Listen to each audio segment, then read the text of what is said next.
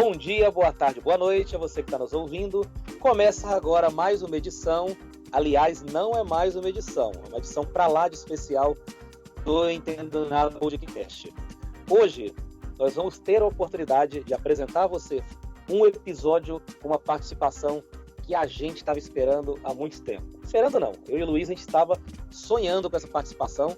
A gente não chegou a imaginar que um dia teria a honra de dividir o microfone com esse cara, mas esse dia chegou e estamos partilhando com você, ouvinte. Eu falei aqui brevemente o nome do Luiz, mas agora eu vou apresentá-lo oficialmente. Luiz Rossi, meu parceiro de podcast, que está aqui do meu lado apresentando esse episódio. Seja bem-vindo. Buenas, cá estou, estamos aqui. Muito empolgado, na verdade, com essa entrevista aí que, infelizmente, o Flávio não participou, ele se enrolou aí com trânsito, busão quebrado, Zona Leste. Infelizmente o Flávio não participou, mas eu participei, eu fiz a entrevista e foi fantástica porque o Zaidan é um ídolo pra mim. O Flávio também acho que deve ter essa mesma opinião, né? A gente cresceu ouvindo rádio e ouvimos muito o Cláudio Zaidan, né? E assim, a entrevista foi maravilhosa, a gente falou de muita coisa, infelizmente o tempo estava limitado, né? O Zaidan tem uma agenda muito concorrida, então foi 1 hora de entrevista, deu pra falar um pouco de rádio, de jornalismo, de sociedade e um tiquinho de futebol. Um tiquinho de futebol foi o que deu. Mas olha, vai ser assim, eu tava falando com o Flávio, né? O Flávio me mandando, eu pus nas redes sociais, né? Que pra mim foi uma honra entrevistá-lo e tal. E o Flávio veio falar que é uma edição histórica. E é isso mesmo, Flávio. É uma edição histórica, muito boa. E bata a mão aqui, ó. Até agora, assim, a maior, assim, acho que a gente conseguiu fazer aqui. Boa, Luiz. Concordo com você. Só explicar o que aconteceu aí comigo. Eu tava tentando chegar em casa e eu fiquei preso num cruzamento muito bonito que tem na Zona Leste, que serve de divisa com Goianás e a cidade de Tiradentes, que é o cruzamento da Inácio Monteiro, da Estrada Iguatemi com a Avenida Luiz Mateus. Só de eu falei cruzamento, vai ter 3 avenidas aí. Então você imagina o rolo que é para passar nesse farol. Fiquei preso lá, não consegui participar, mas o Luiz tocou aí com muita galhardia e brilhantismo essa entrevista. Antes de começar esse episódio de entrevista propriamente dita, quero fazer um agradecimento especial ao Fabiano Soares, que é meu amigo desde a época da faculdade. Ele que fez a ponte do contato com o Zaidan. Ele conseguiu contato com a galera do Band Esportes, com a equipe que trabalha com o Zaidan, que tem contato lá, e o Fabiano passou para mim. Então eu quero mandar um abraço, fazer uma homenagem a ele. Ele é um cara que sempre me ajuda em alguns contatos, em algumas coisas de trabalho, e um cara que eu gosto muito, e inclusive quero dedicar esse episódio a ele, porque é aniversário do Fabiano hoje, no início de setembro. Então forte abraço, Fabiano, obrigado, e todas as homenagens e parabéns para você. Pô, Fabiano, não sabia que tinha sido você, cara. Valeu mesmo, olha. Eu sou eternamente agradecido, cara, porque eu adorei falar com o Zaidan, foi muito bom. E valeu mesmo por você ter passado esse contato pra gente. E parabéns, né? Já que você tá fazendo aniversário por esses dias aqui. Parabéns. Parabéns, Fabiano.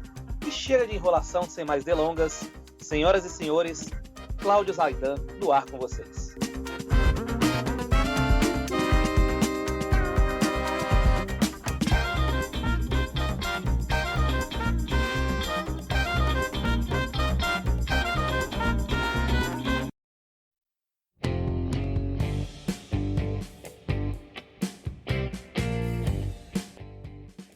Bom, os nossos ouvintes já ouviram, só para manter minha redundância eterna aqui, né? Nossos ouvintes já ouviram a nossa introdução. Já falamos quem é o entrevistado, mas nós temos aqui uma clássica pergunta que os nossos entrevistados dizem que é a mais difícil. Vamos ver, Cláudio Zaidan, se acha essa mais difícil também. Quem é você e o que você faz? Um sujeito comum. Trabalho em rádio há 46 anos e é isso, é uma profissão como outra qualquer, então não foi uma escolha porque achava que era uma vocação ou um ideal, nada disso, foi meio circunstancial, né? Isso lá na década de 70, então foi assim. Uma pessoa comum, nada demais. Mas uma pessoa comum, mas que entende de muita coisa, viu? Olha, Vocês vão ouvir na entrevista aqui, a gente pergunta sobre várias coisas e eu tenho certeza que ele vai responder tudo. Cara, ele, olha... inclusive, você falou que você tem 46 anos de rádio, né? E tanto eu quanto o Flávio, a gente cresceu ouvindo rádio, né? Eu sempre gostei de rádio, sempre ouvi Rádio Bandeirantes, né? Adoro ouvir. E sempre te ouvi, sempre ouvi você também, né? E a gente sempre conversa aqui, o Flávio, a gente sempre fica trocando ideia, falando que a rádio, eu acho que é a mais próxima da internet em questão de agilidade. Que o rádio, ele é ágil, né? Saiu a notícia, tá no rádio. Ao mesmo tempo, a gente escuta que a rádio, a televisão, enfim, estão em crise, estão entrando em falência, não conseguem pagar suas contas e tudo mais. Você acha que a internet vai engolir tudo isso? Você acha que o rádio vai acabar? Tão cedo não, Rossi, porque o rádio, primeiro, ele se adapta muito facilmente. Inclusive, a internet hoje, ela é um instrumento que o rádio usa muito bem, né? Então você tem os aplicativos que o rádio usa, e aí o que antes você ouvia em onda curta, né, com um som que ia e voltava, isso dava até criava um ambiente até meio misterioso para aquilo que estava no rádio, né, aquela coisa distante. Hoje você pode estar na Austrália, ou no Canadá, ou no Catar, e ouvindo uma rádio brasileira, ou aqui no Brasil, ouvindo uma rádio da Rússia, dos Estados Unidos, da Alemanha, do Japão. Então, o rádio, além disso, ele tem usado muito bem, inclusive redes sociais, etc., além dos aplicativos, tem usado redes sociais para divulgar seus produtos, e as grandes rádios têm sites bem feitos, né? Inclusive, hoje, com muito uso da imagem, que, na minha opinião, tem de ser feito com muito cuidado, porque o rádio não pode perder suas peculiaridades, né? E com relação à crise financeira, rádio e televisão são veículos muito diferentes.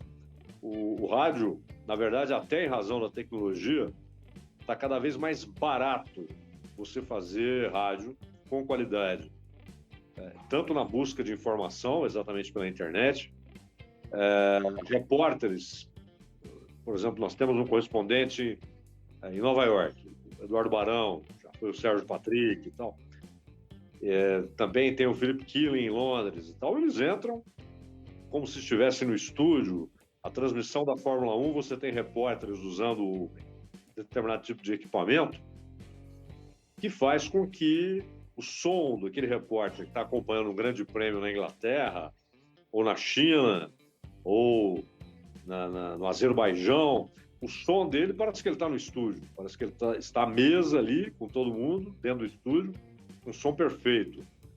E tudo isso custando muito menos do que antes. Você pode pegar um exemplo banal, uma transmissão de futebol. Antes, ia necessariamente o narrador, o comentarista, iam os repórteres, 2 ou 3 técnicos, um equipamento pesado, isso demandava uma viatura grande para levar todo aquele equipamento, fiação, aparelhos e tal. Os gravadores lá atrás eram gravadores gigantescos, né? O sujeito levava no ombro, e quando ele queria fazer uma entrada, quando ele queria fazer uma entrada ao vivo, queria trazer uma informação, algo que ele viu na rua, ele usava um orelhão, né? Então você imagina hoje um negócio que cabe na palma da mão, o sujeito entra com som de primeira qualidade, e se ele quiser gravar, ele pode gravar até por WhatsApp, o som fica bom. Não há necessidade de usar equipamento público, orelhão, essas coisas. Se for gravar, ele grava naquele próprio equipamento pequeno, e tudo isso diminui custos. Por um lado é até ruim, porque onde havia 10 pessoas trabalhando numa central técnica de uma grande rádio, hoje você tem 3 num horário, mais 3 no outro, 2 no horário onde há menos exigências. E mesmo nas redações, né?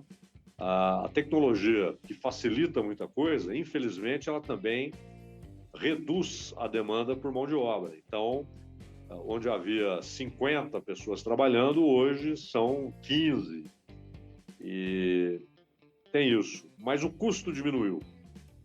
E, por outro lado, a publicidade, houve um período de dúvidas se o rádio conseguiria continuar atraindo grandes patrocinadores.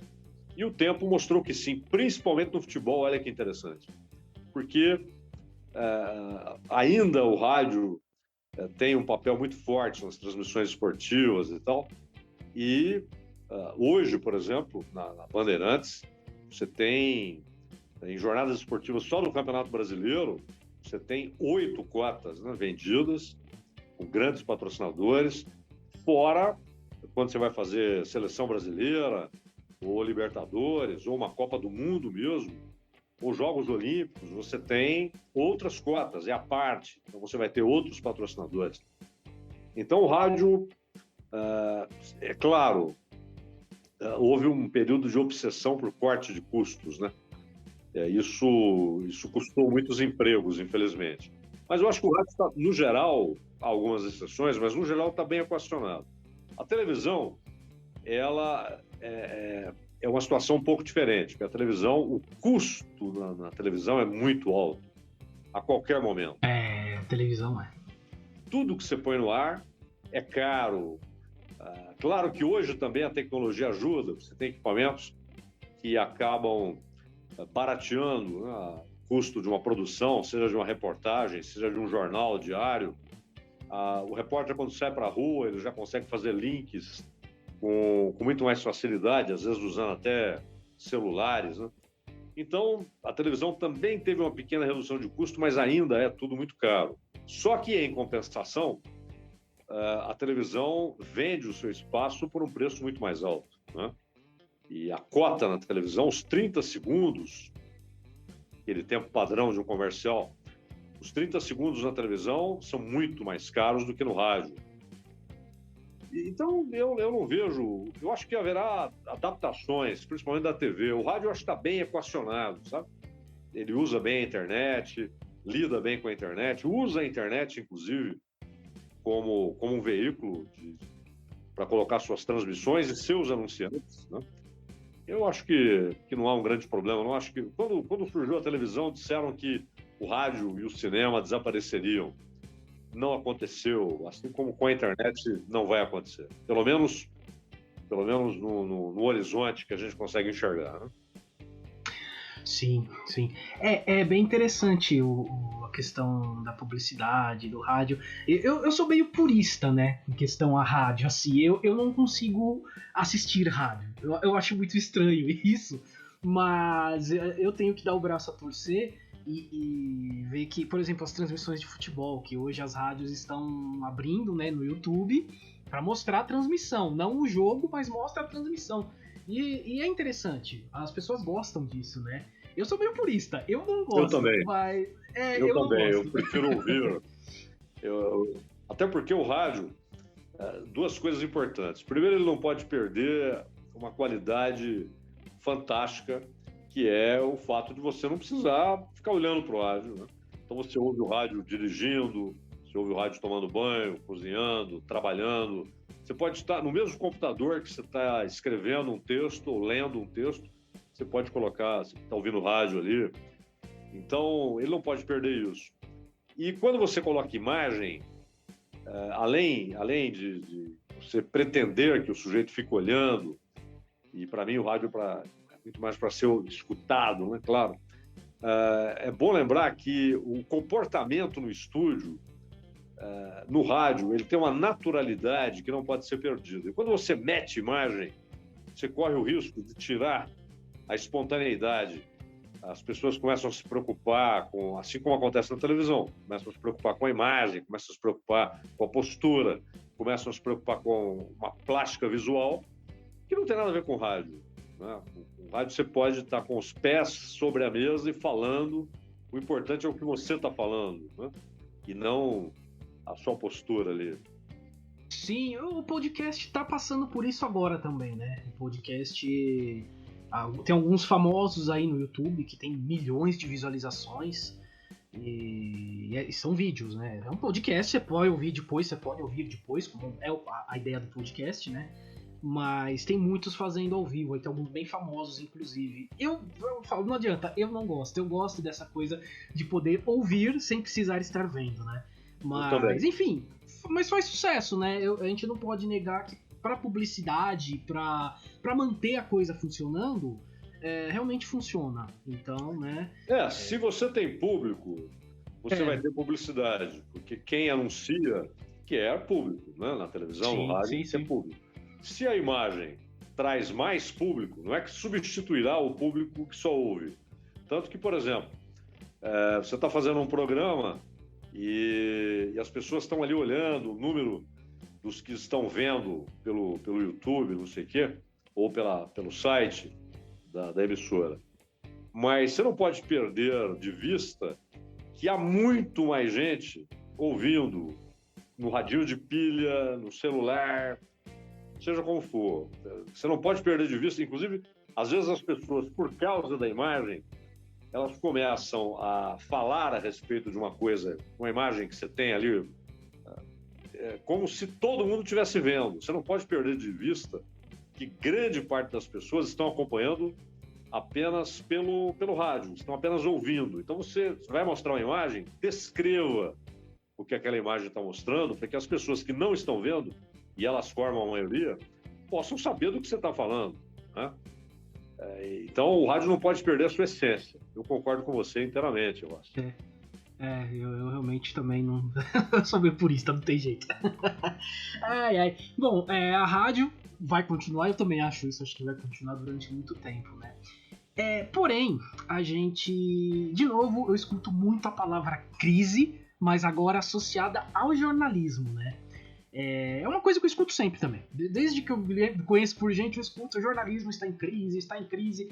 Mas eu acho que hoje o jornalismo vem sofrendo ataques muito duros, mas muito duros mesmo, né? Inclusive atacando a credibilidade e de gente que deveria defender o jornalismo. Como você vê isso? Rossi, primeiro com relação à crise no jornalismo, você tem, na verdade, duas situações. Primeiro, há uma geração muito boa, ou duas, três gerações aí que eu vi aparecerem, e as duas primeiras se consolidando, a terceira também pelo mesmo caminho. Porque hoje você tem um mar de informações, né? Um oceano de informações e de desinformações. Então, há muita bobagem sendo divulgada, publicada em sites, em televisão e tal. Muita coisa inútil, muita coisa banal, fútil. E o jornalista profissional, primeiro, uma das obrigações que ele tem é filtrar a desinformação, fazer com que ela fique retida e que só chegue a informação. Isso não é fácil, porque muita desinformação é tomada como informação até por veículos profissionais. Mas é uma geração muito boa, muito bem informada. Se você pega no esporte, na economia, no esporte, por exemplo, houve tempos em que as pessoas acompanhavam majoritariamente futebol, alguma coisa, havia um ou outro que se dedicava ao basquete, ao vôlei, ao automobilismo, mas eram figuras raras. E muita gente só acompanhava o futebol nacional, e às vezes até o estadual, quando não havia televisão. E já com televisão você não tinha transmissões do exterior. Então, o conhecimento acumulado e transmitido, ele era muito limitado. Claro que havia exceções, né? E você pega o João Saldanha. O João Saldanha, na verdade, não importava o que ele estava falando sobre o jogo. Importava o que ele estava falando. Uma figura histórica, né? O Nelson Rodrigues escrevendo sobre um jogo é uma obra de arte. Era um gênio. Então ele transformava um jogo entre Olaria e Madureira numa obra de arte, né? Com seu texto genial e tal. Então, há esse aspecto. Agora, há uma crise, sim, no jornalismo, e não é algo passageiro, pontual. É algo que pode se aprofundar e se tornar crônico. Sim. Se você observar o que está acontecendo nos Estados Unidos, por que Estados Unidos? Porque, claro, desde a independência dos Estados Unidos, no final do século XVIII, nunca houve uma ditadura, nunca houve um poder que impusesse censura, limites à imprensa, a não ser, claro, os limites que a lei estabelece. Então, a imprensa dos Estados Unidos, ela só tem como experiência histórica a liberdade. A liberdade e uma atitude que durou pelo menos até os anos 80 do século XX, uma atitude muito crítica em relação ao poder. Isso é muito bom. Então, qualquer entrevista com o presidente dos Estados Unidos, ela era pesada. Sim. As perguntas eram feitas como alguém que estava trazendo indagações de interesse público para um funcionário público. Não era o tratamento reverencial a um monarca absolutista. É um presidente que tem de responder por suas decisões. Ele foi eleito para isso e tem de dar satisfações para o povo. Infelizmente, já no governo Bill Clinton, isso começa a mudar, não pelo Clinton, mas porque uma parte da imprensa americana, mas ali ainda era um processo incipiente, passa a adotar uma postura panfletária, um tanto quanto presa a posições ideológicas. Isso foi se agravando, e hoje tornou-se um problema sério. Outro dia, o New York Times, aliás, foram 2 dias, ele trouxe 2 editoriais, um deles em forma de reportagem, basicamente pedindo censura a quem não seguisse a linha de pensamento que eles pretendem seja homogênea, né? Ou seja, não é que eles chegam e falam, vamos censurar, mas eles começam a atacar a existência de veículos que trazem linhas editoriais diferentes, né? Ou seja, o jornal mais emblemático, ele não é o mais lido nos Estados Unidos, mas é o mais emblemático, né? Ele é mundialmente emblemático. O jornal mais emblemático de um país que sempre teve liberdade de imprensa, de fato, não no papel, mas de fato, ele torna-se um veículo de censura. Isso até foi denunciado pelo Greenwald, que mostra, inclusive, um novo fenômeno importante que está acontecendo lá. Alguns veículos alternativos, mas que pagam bem para os jornalistas. Então, jornalistas de muito bom nível, que não querem sujeitar seus textos ao controle editorial do Washington Post, da NBC, do New York Times, eles passaram a escrever para veículos alternativos e ao mesmo tempo, aconteceu que houve várias demissões. Houve várias demissões no New York Times por censura ideológica. E, infelizmente, há um outro fenômeno que é a cultura colonizada, inclusive no Brasil, de redações que emulam o que acontece no New York Times, na NBC, na CNN americana, no Washington Post, e passaram a reproduzir, inclusive, expressões que esse jornalismo engajado, panfletário, que infelizmente tomou conta de grandes veículos dos Estados Unidos, até expressões começaram, claro, traduzidas, começaram a ser repetidas no jornalismo tupiniquim. E o Brasil tem uma larga tradição de jornalismo bem feito. Se você pegar os embates, e não é nem a posição política, se você pegar os embates de Samuel Weiner e Carlos Lacerda, o Weiner defendendo o governo Getúlio Vargas e o Lacerda atacando. Aliás, o Lacerda tinha uma coisa interessante. Mesmo os governos que ele apoiava inicialmente, a tendência do Lacerda era tornar-se oposição. Ele, invariavelmente, ele migrava para a posição de oposicionista e de crítico. Então você tinha embates formidáveis, né? Por quê? Primeiro, os textos eram bons, escreviam bem. Segundo, havia consistência nas ideias, nos argumentos. Não eram argumentos infanto-juvenis, não é? Com xingamentos, você é isso, você é aquilo. Não, eram argumentos. Claro que às vezes havia apelações, eles usavam charges para ironizar o Lacerda. Tivemos Cláudio Abramo, Alberto Dines, Paulo Francis, Newton Carlos, com quem, aliás, eu tive a honra de trabalhar por muitos anos na Rádio Bandeirantes. O Newton Carlos, um saudoso, né? Ele faleceu faz pouco tempo. O que ele sabia de América Latina, tanto que mesmo depois que ele tinha saído da Folha de São Paulo, quando havia uma crise na Bolívia, no Chile, no Peru, imediatamente o pessoal da redação pedia ao Newton Carlos um texto a respeito, né? Sabia demais de América Latina. E olha que, se você pegar o pessoal do Pasquim, gente com talento, Ivan Lessa, né? Ou seja, um texto muito bem feito, formidável. E estamos falando aqui de pessoas com posições políticas diferentes, né?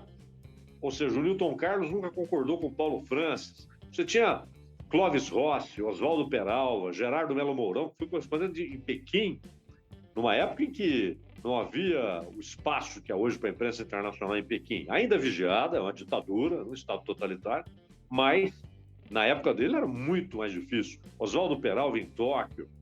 Então, é muita gente de qualidade. O jornalismo brasileiro, ele acumulou páginas, e quando eu digo páginas aqui é no sentido metafórico, que não é só, não só nos jornais, mas na televisão, no rádio, coisas formidáveis, né? Formidáveis. E hoje há uma pasteurização, há muita cópia e uma atitude meio colonizada em relação ao que acontece principalmente na imprensa dos Estados Unidos, num mau momento na imprensa dos Estados Unidos. Porque hoje você tem são os chamados epígonos de Herbert Marcuse, né, aquele pensador da escola de Frankfurt. E esse pessoal hoje é majoritário nessas redações americanas, né? E o Brasil tem uma escola que não pode ser desprezada. E olha aqui, se você pegar, hoje é fácil de encontrar, né? Você busca lá, Nelson Rodrigues, que eu citei há pouco, João Saldanha, em qualquer campo, né? O Joelmir Betting, que popularizou a informação sobre economia, tornou aquilo fácil de ser compreendido, né? Então, é muita gente de gabarito. Hoje há essa crise, no sentido de um certo jornalismo panfletário. E é preciso ter diversidade. E outra coisa, o jornalista ele tem algumas obrigações. Uma, que aliás não é do jornalista, é de qualquer ser humano, que é ser honesto, né? É fazer tudo com honestidade, o que não é qualidade, é obrigação. Segundo, independência. Jornalista, eu sempre insisto nisso, inclusive no ar, falo isso, jornalista não pode ser porta-voz. Jornalista não é porta-voz do Bolsonaro, não é porta-voz do Lula, não é porta-voz do Dória, exatamente. Não é porta-voz do Trump, não é porta-voz do Biden, não é porta-voz do banco que patrocina o lugar onde ele trabalha, não é porta-voz nem do patrão dele. Não é? Porque porta-voz é uma coisa, jornalista é outra. Se você faz trabalho de porta-voz, e hoje há porta-vozes informais, até de ministro do Supremo, então o jornalista não é porta-voz. Segundo, ele tem de ter independência, coragem, porque quando ele é independente ele vai contrariar interesses, às vezes com risco de perder o emprego, já vi vários, e às vezes não é nem o patrão que não gosta, mas é o poderoso de plantão, o governador, o prefeito, o ministro do Supremo, que liga pro dono da emissora e fala, tem um cara aí que tá falando isso, tá escrevendo aquilo e tal. E a gente perde o emprego. E a honestidade e a independência até em relação a si mesmo. Se você dá uma opinião e 4 meses depois você percebe que a sua opinião estava errada, diga, eu errei, eu estava errado, minha opinião estava errada, né? Quando você faz isso, as pessoas falam, eu posso confiar nesse cara. porque ele admite que errou. Ele não fica tentando adaptar os fatos à opinião preliminar dele. Pelo contrário, ele admite que estava errado. Agora, eu acho que esses são os elementos essenciais. Se os jornalistas não se comportarem como porta-vozes, nem como panfletários, mas como jornalistas, e aquilo que dizia o Milor Fernandes. Ele dizia, jornalismo é oposição. Não interessa a quem, a que governo. Porque jornalista, se não é oposição, é um estabelecimento de secos e molhados. Nada mais que isso. E não significa ser oposição que você vai ser desonesto, ou seja, vai inventar coisas para ser oposição, para dizer que o governo está errado. Não, mas é sempre fiscalizar o poder. O presidente da República, o governador, o prefeito, o Supremo, o Congresso, fiscalizar, né? Ser um fiscal independente e trazer as informações do que está sendo feito com dinheiro público no poder público, né? Isso que tem de ser feito. Então, há crises, mas eu acho que são solucionáveis, Rossi. Olha, eu não sou formado em jornalismo, não estudei jornalismo, sou formado em história, mas eu vou dizer uma coisa, quem está estudando jornalismo agora tinha que ouvir essa resposta que você deu agora, porque, olha, é fantástico, acho que você deu uma aula aqui agora sobre jornalismo, o que é jornalismo, né? E acho que é isso que tem faltado mesmo, realmente é o que eu tenho percebido também. Inclusive, o que a gente vem percebendo é um empobrecimento do debate, né? A gente, como você falou aí, vai, xinga não sei quem, xinga a mãe do outro, xinga a avó de não sei quem, e não sai disso e fica nisso, né?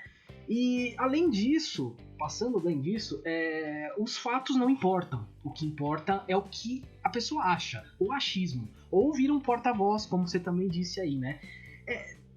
Como que a gente pode debater com uma pessoa que não acredita em fatos? E como a gente pode melhorar esse debate? Tem como? Tem algum jeito? Um senador americano disse uma vez que cada um pode ter sua opinião sobre os fatos. O que não dá é que cada um tenha o seu próprio fato, né? Aí não dá certo. Todos nós podemos ter opiniões diferentes sobre o mesmo fato, mas não podemos, cada um de nós, ter o seu próprio fato. E quando o jornalismo começa a querer adaptar o fato à opinião, ele está se tornando desonesto. Ele está cometendo uma desonestidade. Isso é muito grave. O debate está empobrecido por várias razões, né? Eu citei duas figuras aqui e vou citá-las outra vez. Nelson Rodrigues e João Saldanha. O João Saldanha era comunista de carteirinha, assumido. Ele dizia, eu sou comunista. O Nelson Rodrigues era anticomunista convicto. E, no entanto, a relação entre os dois era de respeito mútuo. Respeito não só na formalidade, não havia formalidade, havia respeito pessoal. Tanto que quando o João Saldanha foi demitido pela CBD, o texto mais indignado que você vai encontrar é o do Nelson Rodrigues. Ele não aceitou a demissão do Saldanha. E os dois tinham posições ideológicas distintas, mas se respeitavam como profissionais, como pessoas, embora com posições ideológicas antagônicas. E esse é o ponto fundamental. Não há debate. Porque para que serve o debate? Para as pessoas apresentarem seus argumentos e talvez uma convença a outra. Talvez não, mas elas vão apresentar argumentos. Podem ser 10 pessoas, ou 2, ou 30, debatendo. O importante é que cada uma traga os seus argumentos, sua posição, explique a sua opinião, e aí você vai, de fato, você tem razão nisso, discordo daquilo, você vai formando uma nova opinião, e aqueles que acompanham o debate vão ser enriquecidos por uma multiplicidade de opiniões. Agora, quando a ideia é ganhar o debate, isso não é debate, é uma discussão, né? Em que a premissa é desacreditar o outro. Você já usa essa premissa. Você desqualifica o debatedor, então não há debate, né? Há uma desqualificação mútua que rapidamente avança para ofensas mútuas. E não há troca de ideias, não há argumentos. Escuta, você disse isso aqui, mas você não acha. E isso é um debate. Isso que você falou, eu discordo por isso. E aí você apresenta contra-argumentos. Isso é um debate. Agora, se a premissa é desqualificar o outro, né, é partir da ideia de que quem pensa diferente de mim merece a forca ou a cadeira elétrica, tenha paciência. Não há debate. E nós criamos um ambiente, claro que rede social potencializa tudo isso. Porque a rede social, muitas vezes, tolices que eram ditas na porta do bar, né, as pessoas sentadas à mesa ali, conversando, e alguém jogava lá uma teoria conspiratória, né? Então, eu acho que o Kennedy foi assassinado por esse ou por aquele. Era uma teoria conspiratória e aquilo morria ali. Hoje não. Hoje o sujeito publica a teoria conspiratória para milhares, às vezes para milhões, dependendo de quem está publicando. Então, há uma potencialização de bobagens, sem que ninguém exija provas de ninguém, as pessoas vão jogando as coisas, né, de maneira irresponsável, leviana, e isso acabou se espalhando pelos meios de comunicação profissionais. Então você vê hoje debates na televisão e no rádio que não são debates de ideias, não são argumentos, contra-argumentos, né? São sandices, ofensas, desqualificações prévias. E se aquilo dá audiência, aí que fala, opa, continua, né? E você vai empobrecendo. Há um outro ponto. As pessoas hoje escrevem muito e leem pouco. E é preciso inverter isso. Escrever menos, ler mais, né? Então, se você quer discutir o Afeganistão, ou se você quer discutir o governo Getúlio Vargas, embrenhe-se naquele tema, mergulhe naquele assunto. Você quer discutir o que foi a União Soviética? Estude, mergulhe, não falta material. Hoje você tem livros inteiros à disposição, né, na internet e tal, além das livrarias. A gente não pode esquecer das livrarias, né? Tanta coisa boa ali, esperando o interessado para ler. Sim. Tem muita coisa ruim também. Tem de livro ruim, aliás, a maioria. Mas você tem obras-primas que não podem...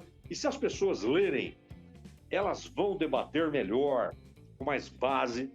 Elas vão, inclusive, melhorar seus argumentos, melhorar a formulação das suas ideias, né? A maneira como as ideias serão construídas, como o pensamento será construído. Então, é claro que o debate será melhor. Mas se as pessoas não leem, se leem tweets e passam a vida escrevendo coisinhas, né, na hora do debate, vai ser um debate superficial, rasteiro, né, e que não vai levar a nada. Vira uma discussão ali, infanto-juvenil. O debate público hoje no Brasil, ele é um debate colegial. Você vê figuras importantes, né, com cargos importantes, falando bobagens imensas, e o nível dos argumentos é colegial, né? É um negócio terrível. Nossa. E o pior é quando isso chega ao jornalismo. Quando você vê debates entre jornalistas, ou mesmo entre pensadores, né, acadêmicos e tal, e no nível ginasiano, né, infanto-juvenil, com aquelas convicções infanto-juvenis e que o sujeito considera que ele sabe tudo e que não há o que discutir. Agora, se as pessoas lerem, mas, olha, vamos discutir tal assunto, mergulhe naquele assunto, estude o que foi aquele fato histórico, o contexto histórico, as circunstâncias da época, as figuras históricas, para que isso vai ajudar, inclusive, a compreender o que acontece hoje, né? Falamos, né, do debate, do empobrecimento do debate e tal. E a gente percebe no governo atual, mas eu acho que os governos anteriores também fizeram um pouco isso. É que o governo Bolsonaro, ele parece que amplificou tudo isso, né? Você acha que a imprensa já aprendeu a lidar com as narrativas absurdas do governo dele? Ou acaba ajudando a intensificar, a aumentar essas narrativas absurdas? Não, amplifica. Amplifica. A imprensa... até porque você tem, mais uma vez, 3 maneiras de a imprensa lidar com a cobertura política. Você tem aqueles que trabalham como porta-vozes do Bolsonaro. Você tem aqueles que fazem uma oposição infanto-juvenil, né, militante, o que acaba sendo usado pelo Bolsonaro. E você tem aqueles que tentam trazer apenas os fatos, com análise, e aí cada um apresenta a sua análise. Porque esse é o ponto. Qualquer veículo de comunicação pode e deve ter uma posição editorial. Inclusive em eleição, apoiamos o candidato tal por isso, por isso, por isso. Agora, o que você não pode é contaminar o noticiário com a sua linha editorial, né? Então, é claro que amplificam. Às vezes, inclusive, o Bolsonaro, isso, como você falou, isso, na verdade, é uma prática antiga, né? É que hoje tudo é superdimensionado, até por causa das redes sociais. Mas os governantes costumam, quando há um problema que, de fato, os incomoda, eles lançam um fato novo, né? Tentam produzir um fato novo, uma declaração que sabem que vai fazer muito barulho, né? E o Bolsonaro faz isso o tempo todo. Então, a cada fato, ou cada problema que de fato incomoda, que ele sabe que é uma coisa mais séria, ele aparece com um discurso que ele sabe que vai produzir manchetes, aquilo vai ser debatido por 2 semanas e tal. E na velocidade das coisas hoje, os fatos vão se sucedendo, um vai sucedendo ao outro numa velocidade absurda. Então tem coisas que nem foram de fato bem analisadas e que parece que aconteceram há 5 anos, e aconteceram na semana passada, né? E então, se de repente há alguma notícia que o incomoda a respeito do Flávio Bolsonaro, o processo lá do Flávio Bolsonaro, ou agora do Carlos também, né, das fachadinhas e tal, eles imediatamente, eles produzem uma coisa nova. Isso, repito, isso é muito antigo. É como o inimigo externo, né? Aquilo que, aliás, está brilhantemente trabalhado pelo George Orwell lá no 1984, quando a ditadura lá do grande irmão, o que ele faz? Ele cria inimigos externos e alimenta o tempo todo a população com informações a respeito de uma guerra que as pessoas não veem, mas que já não são países, né? São uniões continentais enfrentando uniões continentais e tal. Isso acontece até hoje. Você usa governos, por exemplo, ditaduras, né, que sempre usam um governo estrangeiro, uma potência estrangeira, o inimigo externo como a causa dos problemas locais. Os preços subiram porque somos boicotados pelo governo tal, não sei o quê. E aqui, onde obviamente esse tipo de discurso não teria cabimento, né? Não há inimigos externos, eles vão provocando crises, qualquer crise que seja controlável. Então você desencadeia uma crise que você sabe que é controlável, porque não há nada de concreto naquilo, não há substância, né? É uma fantasia. E o governo Bolsonaro trabalha muito com alegorias. Inclusive quando algumas ameaças que ficam subentendidas ou superentendidas, elas são, na verdade, alegorias, são alegóricas, né? Você vai desencadeando crises que são controláveis, porque não há fatos. sustentando aquela crise. É apenas palavras, né, insanas e tal. E isso acontece há muito tempo, outros governos fizeram isso, né? Então, é um fenômeno moderno você usar a rapidez das coisas, né, para desencadear um fato novo, uma crise que leve ao esquecimento um problema real, algo que realmente incomoda, né? E a imprensa, claro, ela, por uma razão ou outra, ou por ser porta-voz do governo, ou por fazer uma oposição infanto-juvenil ao governo, ela acaba reproduzindo isso, acaba amplificando, né, aumentando, dando o espaço que querem que seja dado. Isso foi feito pelo Lula também, em outros momentos. Lançava ali aquilo que o César Maia, é uma expressão que eu não gosto muito, mas o César Maia falava os factoides, né? Então você joga um negócio ali que você sabe que vai produzir notícia, que vai chamar a atenção e faz cair no esquecimento algo que de fato incomoda, né? A cortina de fumaça, né? A famosa cortina de fumaça, né? Como a gente sempre fala, a famosa cortina de fumaça. É uma coisa assim, realmente complicada. E é uma coisa que você falou também, em respostas anteriores, né? Que nem sempre o debate que tinha que ser proposto. Vamos dar um exemplo aqui, o que a gente está passando agora. A questão da gasolina, a questão do aumento, provavelmente da questão da seca, a gente provavelmente teremos aí apagões daqui para frente e tal.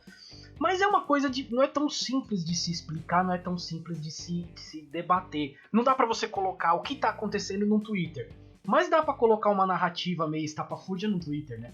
Então eu acho que isso também acaba sendo muito mais fácil espalhar mesmo a desinformação do que a informação. É algo assim bem, bem complicado mesmo.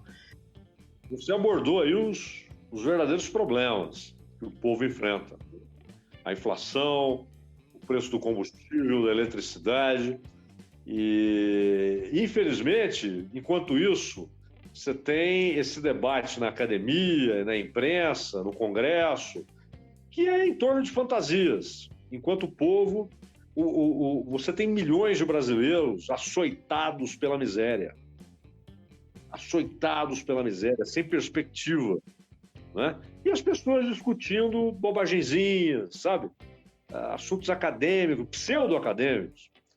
Você tem toda a razão. Os verdadeiros problemas são esses aí, né? O jeito que ele sai de manhã sem saber se à tarde ele vai conseguir colocar comida na mesa, né? E a gente não debate isso, a gente não fala isso. Malemar sai alguma nota aí no editorial de economia e vai embora, né?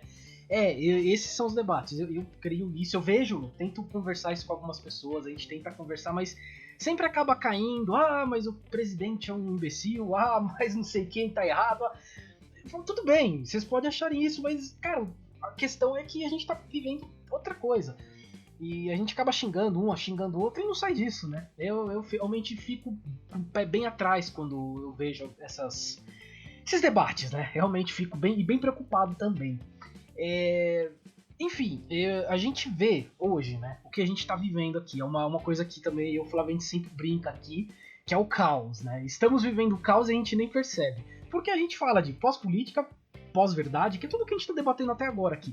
Extremismos, ataques terroristas, golpes, mudanças de poderes e tudo mais. E ainda, além de tudo isso, temos as mudanças climáticas, né? A gente já tá vivendo uma distopia e não percebemos ainda, Zé? O que você acha? Sim, infelizmente, porque é interessante isso, né? Quando você pega o antônimo, né? A utopia, ou seja, a terra que não há, sonhada, almejada, mas a terra que não há, que alguns acreditam seja realizável, ela pode sair do terreno do pensamento e realizar-se materialmente. A distopia não. A distopia...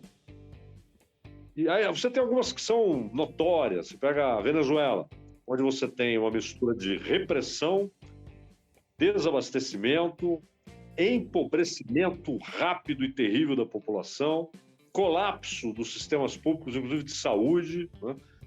Eu vi recentemente havia um grupo de crianças com câncer e havia um tratamento em Cuba que poderia ajudá-las. Eles tiveram de fazer um sorteio para ver quais crianças seriam enviadas, porque não conseguiam enviar todas, nem há mulheres perdendo bebês, porque os hospitais não têm mais o básico do básico do básico. E tudo isso somado a uma repressão, a uma opressão político-econômica e aos coletivos, que são aqueles grupos paramilitares armados pelo Estado, né? E que reprimem manifestações, todos à paisana, então você não pode nem responsabilizar, porque eles não vestem fardas, não representam uma instituição. São grupos paramilitares que o Estado financia, arma, e isso é uma distopia clássica. Mas o mundo, na verdade, o mundo está mergulhando numa distopia que ainda está na sua superfície. A Bíblia usa uma expressão interessantíssima a respeito da distopia final, que é a grande tribulação, né? É uma expressão perfeita, né? Porque distopia é algo que é uma tribulação permanente, né? Uma mistura de falta de perspectiva, de crise existencial, de governos repressores, de um Estado vigilante, um Estado que cerceia. Inclusive agora nos Estados Unidos eles estão usando uma expressão para algo que eles percebem está crescendo na sociedade americana, aquilo que a gente falava antes sobre o certo controle de linha de pensamento, eles chamam de totalitarismo brando, né? Ou seja, um totalitarismo que ele não se apresenta na forma de tanques e fuzis, né? Mas na forma de ideias, né? É algo lento, mas opressor, é uma opressão também que cresce lentamente. Então, de fato, eu concordo com o que você falou. Nós estamos entrando numa distopia global, com características diferentes em cada lugar, é claro, porque cada país tem cada povo, né, tem suas peculiaridades, mas é uma distopia global. Não tenho dúvida disso. É algo... dá muito medo. Tenho muito medo, realmente, de tudo que a gente tem vivido e a gente não tá percebendo, né? Alguns têm percebido, mas eu tenho muito medo das ideias. A gente entra em debates com alguns amigos, até com o Flávio também, a gente fala que o Estado Islâmico, por exemplo, ele acabou, entre aspas, mas a ideia ficou. E eu creio que o que aconteceu com os Estados Unidos, o governo Trump, ele saiu, acabou, perdeu a eleição, mas a ideia ficou. E eu creio que o Brasil também está passando por isso, porque a ideia vai ficar, essa ideia... a direita ou um extremismo muito forte, um popularismo diferente, essa ideia vai ficar. E isso é o complicador, acho que de tudo, além de tudo que a gente está vivendo, né? Mudança climática, tudo. A ideia fica. E isso realmente dá muito medo. Mas é que está... se você... É interessante isso. Nós tivemos alguns regimes totalitários, porque às vezes você tem uma ditadura onde, claro, há o autoritarismo, senão não seria ditadura. Ditadura no conceito dos tempos modernos, não dos tempos romanos, né, que tinha um outro significado a palavra, na época do Júlio César. Mas, se você pegar regimes totalitários, o stalinismo, o nazismo, o maoísmo, ou até alguns menos citados, como o Pol Pot, né, no Camboja, regimes totalitários. Por incrível que pareça, você encontra hoje, depois dos milhões de mortes que esses regimes produziram, você encontra essas ideias recicladas, não é? Então você tem, na Europa, por exemplo, há uma clara preocupação com o crescimento do que eles chamam de neonazismo, que não é neo, é nazismo.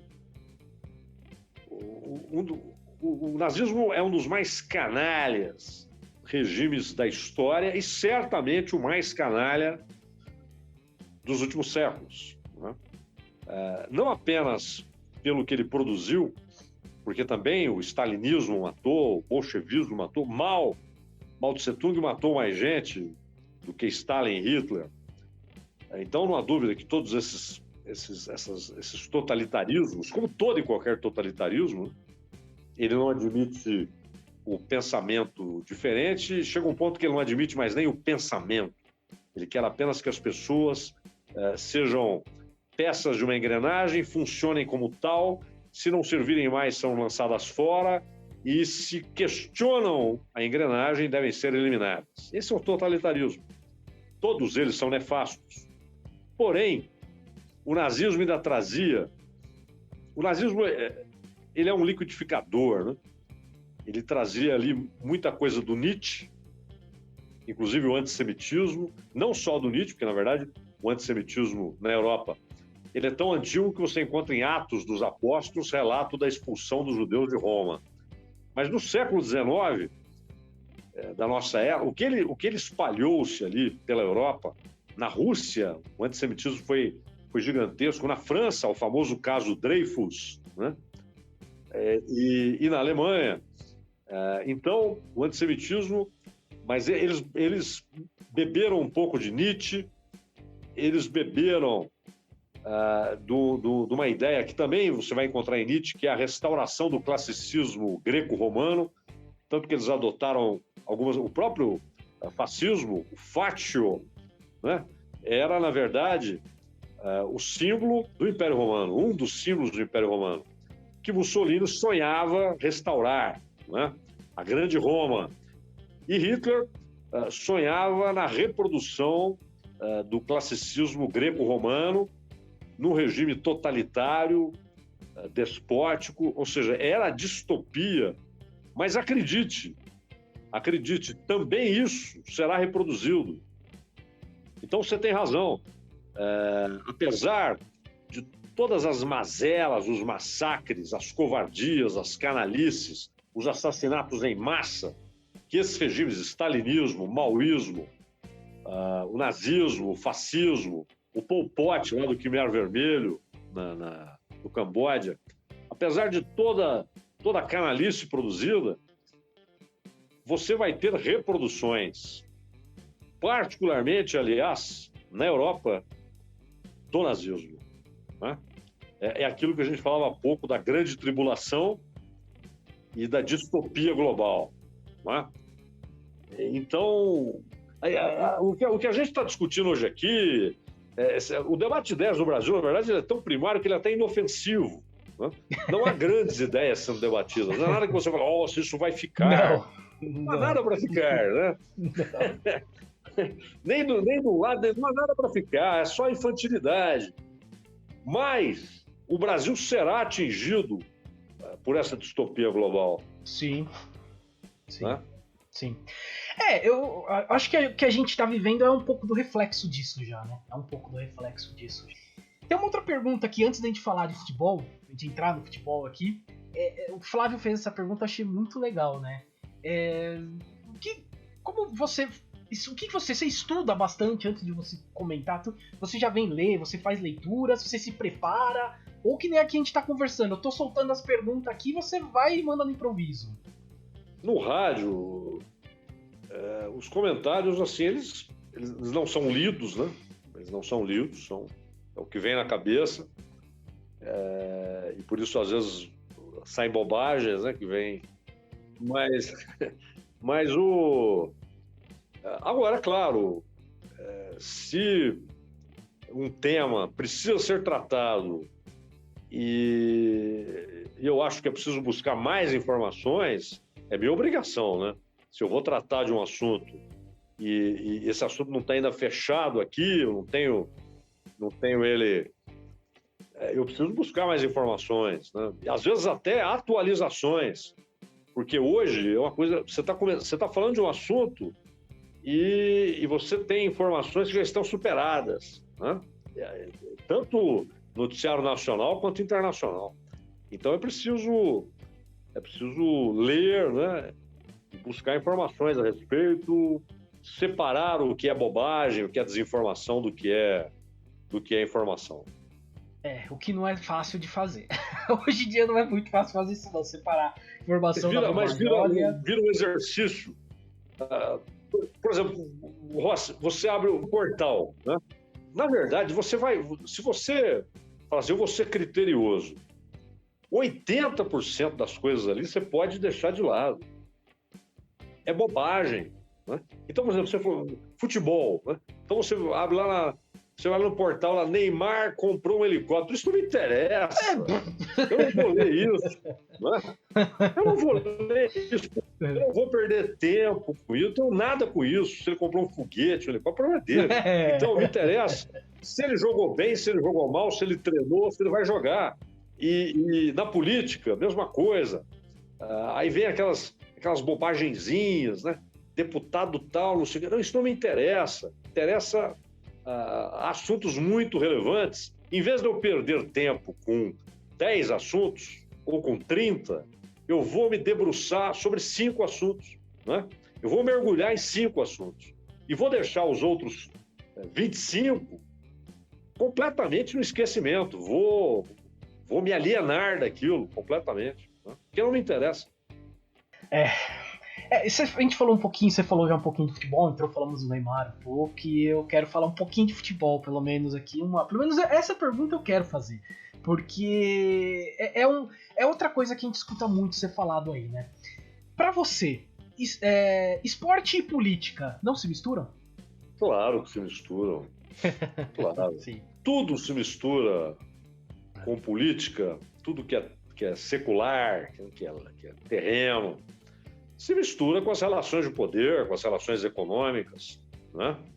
Com as relações entre o Estado e os indivíduos, tudo, inclusive o esporte, claro que se relacionam. E o esporte já foi usado.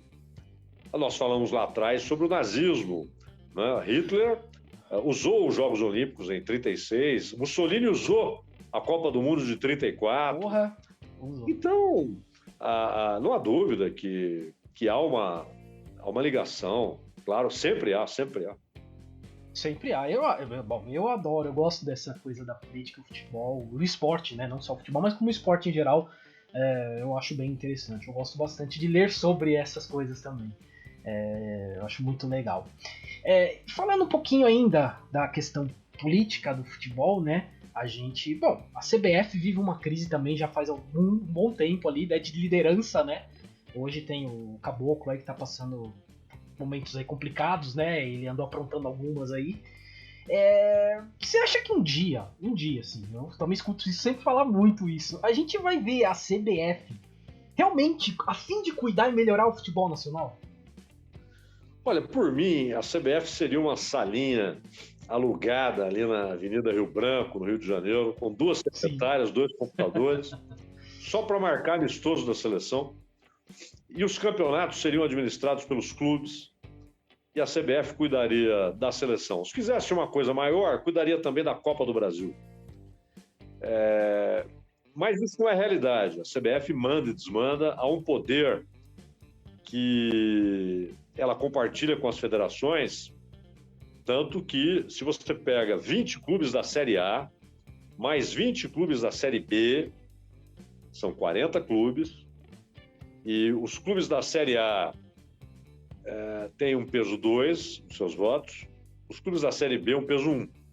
Portanto, somando esses 40 clubes, os votos desses 40 clubes, você tem 60 votos, né? Já que o clube da Série A tem peso dobrado, então são 60 votos, 40 da Série A, 20 da Série B.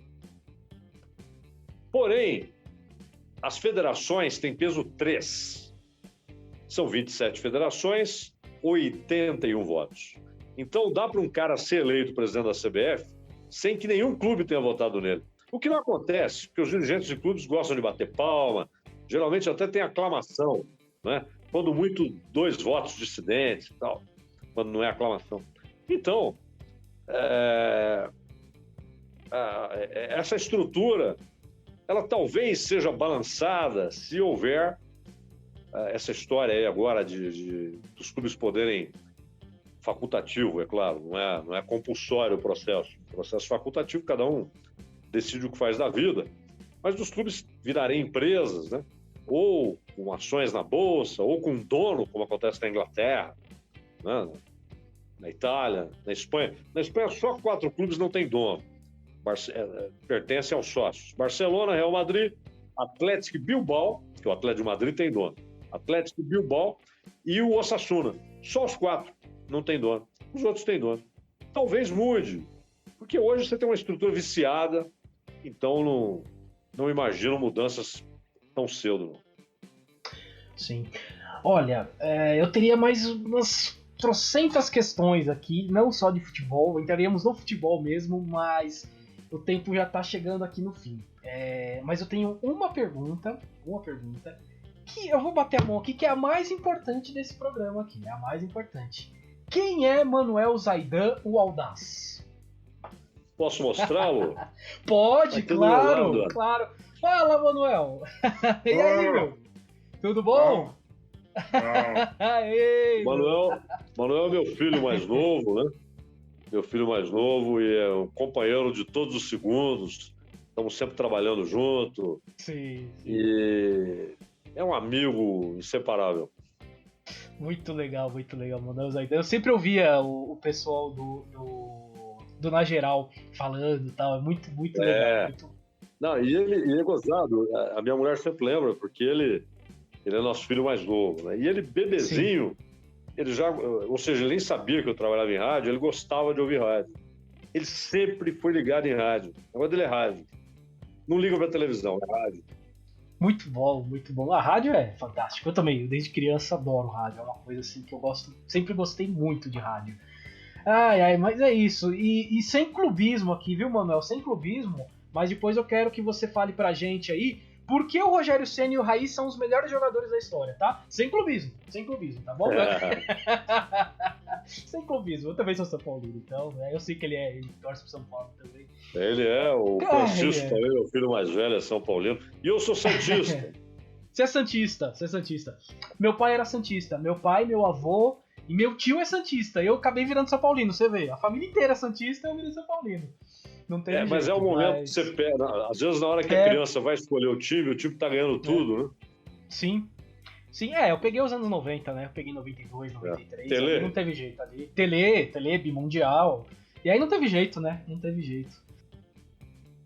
Zaidan, muito obrigado. Eu comecei a entrevista meio nervoso, porque realmente é assim, alguém que eu sigo há muito tempo e jamais imaginei que eu ia conversar um dia com você, assim. Realmente eu tô assim, eu ainda tô muito extasiado. A honra é minha. Foi uma prosa muito boa, foi muito bom conversar com você. E um abraço pro Flávio. Agradeço a você e ao Flávio pelo convite. Fico agradecido. Agradeço o convite.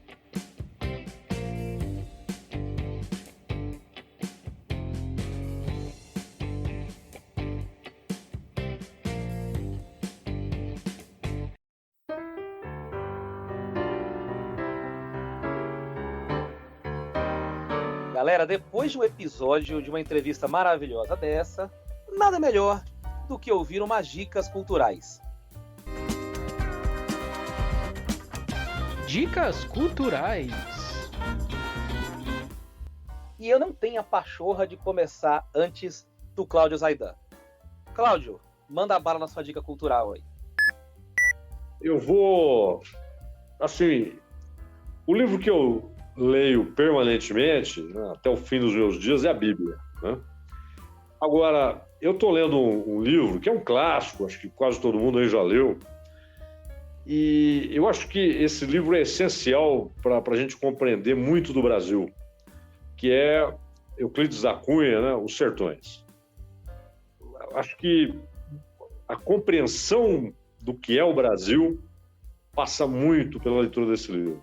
Aliás, ele e Guimarães Rosa e o talvez subestimado, claro que as pessoas sabem que ele era um gênio, que é o Graciliano Ramos. Memórias do Cárcere. Então, esses dois livros O Brasil sob Getúlio fica muito mais claro quando você lê Memórias do Cárcere, né?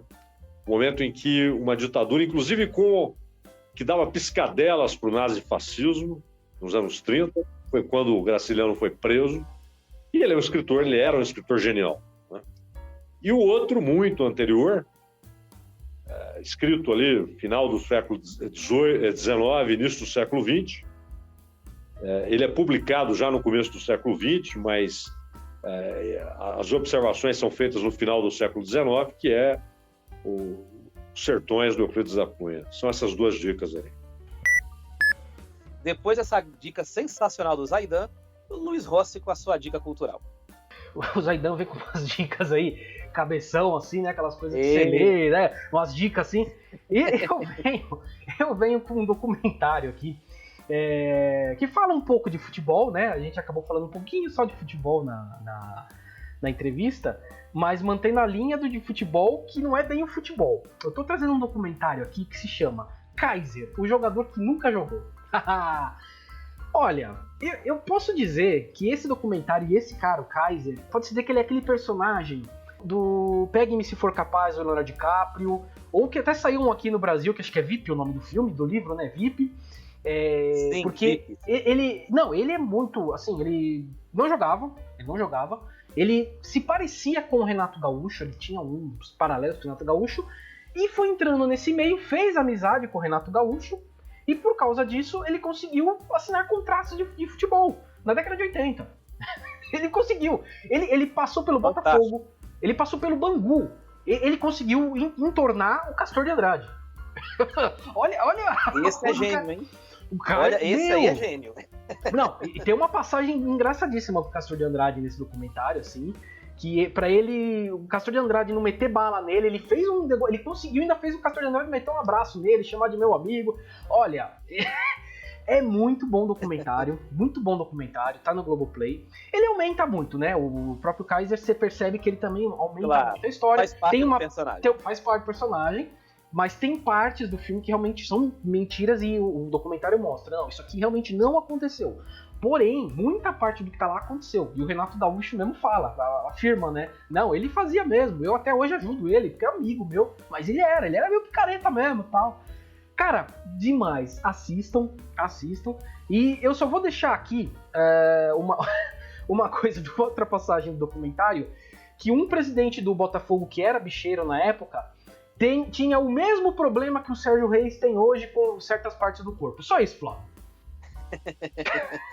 Mas ele não pegou dinheiro público. Pelo menos isso não fez. Não, ele era bicheiro. Ah, tá. Pois é. O Sérgio Reis pegou aí uma emendinha, pegou uma verbinha aí do nosso bolso pra cuidar dessa parte aí. Pra fazer outra parte, assim, isso. Fazer outra parte, pra complementar o que tava faltando. Então fique registrado isso. Sobre o Kaiser, só vou adicionar o que você disse aí, Luiz. Eu descobri a história dele há pouco tempo atrás. Você já descreveu aí muito bem o personagem, a história e tal. Cara, mas você olha pro rosto dele, pro óculos escuros, fala, esse cara é picareta, né? Você olha assim. Tá na cara. Não tem como não imaginar. E era genial, ele ficava em clube, fingia contusão. Eu descobri essa história dele porque um dia eu tava rodando pelo YouTube e caiu num vídeo do Gazeta Esportiva. E aí tava ele de óculos escuros, o cabelo comprido aqui nos ombros. Eu falei, que figura é essa? E aí que eu comecei a descobrir o personagem e tal, como você bem disse aí. O nosso futebol, ele já foi muito rico em personagens. Na época que não tinha assessoria, na época que os jogadores tinham mais liberdade para falar. Eu não sou contra a assessoria, mas eu acho que ela deixou a coisa mais robótica, mais previsível, mas faz parte do show, porque hoje o futebol é um show midiático e um show principalmente movido com muitos milhões no mundo inteiro. Mas faz falta a gente assim. Era um futebol mais engraçado, mais malemolente, por assim dizer. Bom, eu trouxe uma dica cultural aqui, uma dica cultural do meio radiofônico.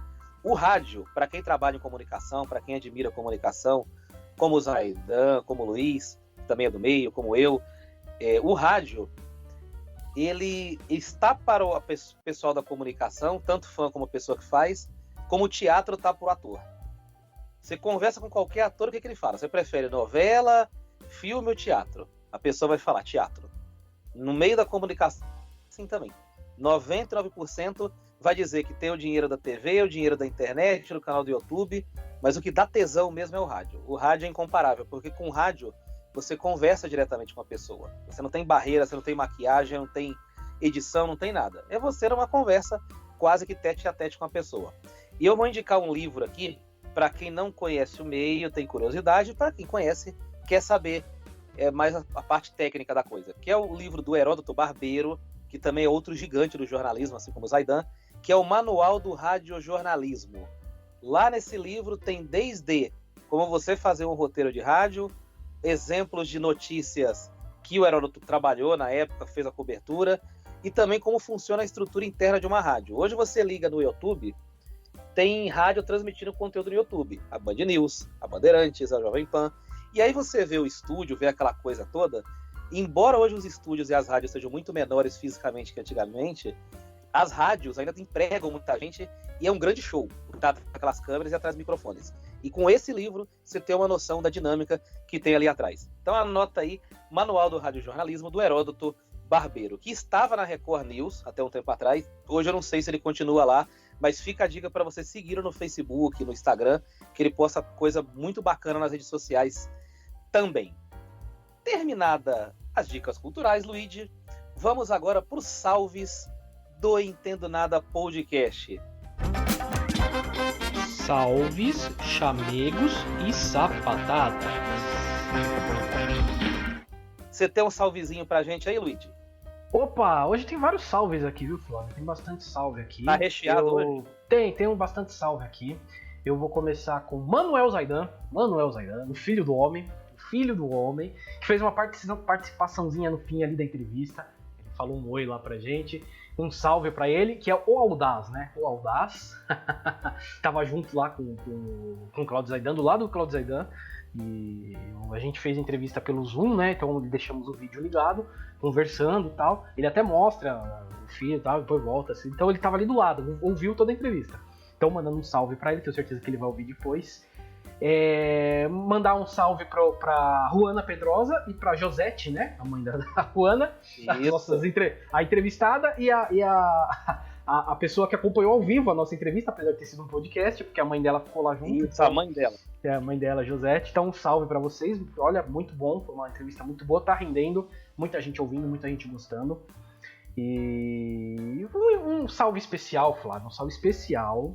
Porque o que acontece? Eu estou gravando na casa da minha namorada aqui hoje, né? Da Vani Lopes, tá. Que já foi entrevistada nossa, né? Já falando aqui. E hoje estamos aqui no dia 3 de setembro. Dia 5 é aniversário dela, né? Então, a gente tá aqui gravando. Eu vou, fim de semana, eu vou ficar por aqui. Vou fazer aniversário, vai vir a irmã dela, a filha. E então vai ter uma festa. Eu tô mandando um salve especial pra Vani, né? Um beijão pra ela. Ela tá aqui atrás de mim, tá olhando eu gravando aqui, ó. Tá aqui comigo. Um salve pro Kaique, né? Que tá aqui passando por aqui também, o filho dela. Então um salve pra ele também. E é isso, Flávio. Hoje são esses os meus salves. Quero mandar um salve aqui também pra Vani. Parabéns pra ela antecipado. Tudo de bom, saúde pra você, Vani. Cuida aí do nosso apresentador do podcast, o Luigi. E não bate nele não quando esquecer de mandar salve, hein? Pelo amor de Deus. Abração pro Kaique. Quero mandar um beijo especial pra Kátia. Agora eu vou preservar a minha integridade física. Agora é minha vez. Essa semana a gente fez 2 anos de namoro, dia 1º de setembro. Postei nas redes sociais e tal. Mas eu quero deixar registrado aqui nesse podcast especial, mandar um beijão pra ela. Que sejam 2 anos de muitos que virão pela frente. Beijão, Opa! Amor. Quero também fazer um salve jabá, que eu já comecei a fazer um tempo aqui. Essa semana eu conversei com a Thaís Costa, que fez a entrevista sobre educação financeira alguns meses atrás. Inclusive foi um episódio que rendeu bastante pra gente, bastante audiências, views. E eu tô combinando com ela de fazer uma live daqui a um tempo. Fazer uma live sobre educação financeira. Então você que está nos ouvindo, pensa aí, você quer comprar um AP, quer alugar, quer comprar uma moto? O que você quer para os próximos anos? O que você quer para os próximos meses? Quer se aposentar? Quer fazer um plano de previdência? A pessoa é a Thaís Costa para você ouvir. Então a gente vai fazer uma live com ela daqui a um tempo e fique atento, já prepare sua pergunta, porque vai ser uma grande oportunidade. Logo vai ter outro vídeo no canal do nosso YouTube e vou reforçar o convite aqui para você ouvir o episódio da Juana Pedrosa que foi o episódio sobre violência doméstica. Ela é policial civil, já foi policial militar, é formada em direito, cinema. Então, se tem uma pessoa que tem um olhar prático e um olhar sensível que o tema exige, essa é a Ruana Pedrosa. Vai lá, escuta esse episódio, escuta os outros, tem muita coisa boa no passado para você ouvir nos nossos arquivos e tem coisa boa aí no futuro com a Thaís Costa já sendo reservada para as próximas semanas. Bom, é isso aí, Luiz. Estamos chegando ao fim do nosso episódio e nos resta falar o canal de contatos. Episódio histórico, episódio que a gente tá com a adrenalina lá em cima, feliz pra caramba. E o que a gente quer pedir para você, ouvinte do Entendo Nada Podcast, e você que está ouvindo pela primeira vez, é que você nos acompanhe por esses canais de contato, por essas mídias que eu vou falar aqui. Primeiro, o e-mail. Se quiser mandar um e-mailzinho, uma mensagenzinha lá no particular, manda para entendonadapodcast@gmail.com. Nossa página do Facebook, pega aí, Entendo Nada Podcast, Instagram, @EntendoNadaPodcast, Twitter, @EntendoNPodcast, o N para você que não nos acompanha, ele tá assim, sem o nada, porque já tem alguém usando esse nome no Twitter. Então a gente tá com Entendo N Podcast. Fora as outras plataformas e agregadores que tem a sua escolha na internet. iTunes, YouTube, Spotify, Deezer e o que mais você quiser. Bom, encerramos por hoje, Luiz. Era o típico dia que a gente não queria encerrar a gravação, que a gente não queria que terminasse, porque sem ser piegas, hoje a gente estava vivendo um sonho aqui. Isso pode parecer uma frase batida, clichê, mas não tem outro para descrever esse dia dessa gravação que a gente teve a oportunidade de vivenciar aqui.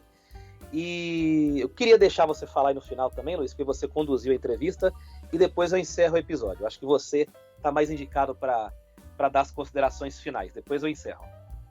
Mas o que dá pra se dizer é que, como todo nosso episódio a gente fala que é uma aula, ali, cara, foi uma aula de jornalismo mesmo, assim.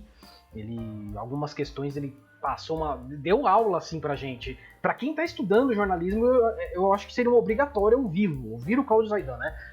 Na Rádio Bandeirantes, aqui no Entendo Nada, nas entrevistas que ele dá por aí. Recomendo que escutem, porque foi uma aula de jornalismo, de como se fazer um bom jornalismo. É, assim, muito bom mesmo, Flávio. Então, deixar um salve aí pra ele, né, pro Cláudio Zaidan, um abraço aí, foi muito legal a entrevista. Mesmo com algum probleminha técnico aqui e ali, ele foi muito paciente, foi muito, né, legal, muito receptivo, né. Ele percebeu, né, que alguma coisinha ou outra. Ele não tem o Skype, a gente sempre grava pelo Skype, eu tive que usar o Zoom. Foi a primeira vez que eu usei o Zoom, então foi meio atabalhoado, mas foi, né. O que importa é que foi. Então, é isso que eu tenho a dizer, Flávio. Olha, foi uma entrevista, assim, muito boa mesmo. Uma aula. Eu imagino. Você sabe qual que é o número desse episódio, Luiz? 82. 82. Esse número 82 a gente vai lembrar pra sempre. A gente gostou de todos os números, mas esse, pra gente que é fã de jornalismo, gosta da área de comunicação de rádio, a gente vai lembrar pra sempre. Quero registrar aqui meu agradecimento ao Zaidan. Obrigado. O cara tá aí na Band News, tá na Rádio Bandeirantes o dia inteiro falando e achou um espacinho para falar com a gente aqui, esse humilde podcast. E você que chegou até nós pelo Zaidan, continue nos acompanhando, porque a gente quebra a cabeça, a gente faz o possível para trazer conteúdo de qualidade para vocês, conteúdo de humor, conteúdo musical, de todos os tipos. Então continue nos acompanhando, que tem coisa boa no horizonte, e mexe nos arquivos, mexe nos episódios passados, que tem muita coisa legal também para você descobrir. Então, a gente não queria, mas vamos encerrar esse episódio 82. Bora, Luiz, fomos? Bora, fomos! Valeu!